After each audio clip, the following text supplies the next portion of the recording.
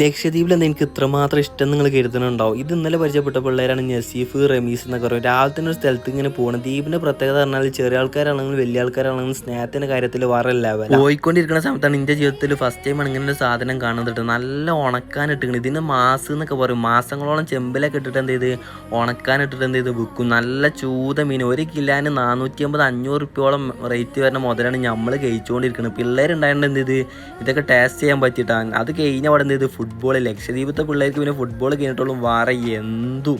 നമ്മളെ ജീവിതത്തിലൊക്കെ പടച്ചോനെ നമ്മളെ പടക്കുന്ന സമയത്ത് തന്നെ അവിടെ നിന്ന് തന്നെ എഴുതി വെക്കുന്നുണ്ടല്ലോ റൂവാൾ ആരൊക്കെ കണ്ടുമുട്ടുന്നു. പ്രതീക്ഷിക്കാത്ത മനുഷ്യന്മാരെ കണ്ടുമുട്ടും എന്ന് പറയില്ല. അത് ഇവരൊക്കെയാണെന്ന് നമുക്കിപ്പോൾ മനസ്സിലായി. അതൊക്കെ കഴിഞ്ഞിട്ട് നടുക്കടലിൽ പോയിട്ട് ചാട്ടം. കടലിൽ നിന്ന് പറഞ്ഞാൽ ആയം കുറവാണ് കേട്ടോ. പിന്നെ മീൻ പിടുത്തം വർത്താനം കാര്യങ്ങളൊക്കെ പറഞ്ഞാൽ നമ്മളിങ്ങനെ പോയിക്കൊണ്ടിരിക്കണം. ജീവിതത്തിൽ ഏറ്റവും സന്തോഷമുള്ള സമയം എന്ന് പറഞ്ഞാൽ ഈ മൊമെൻ്റാണ്.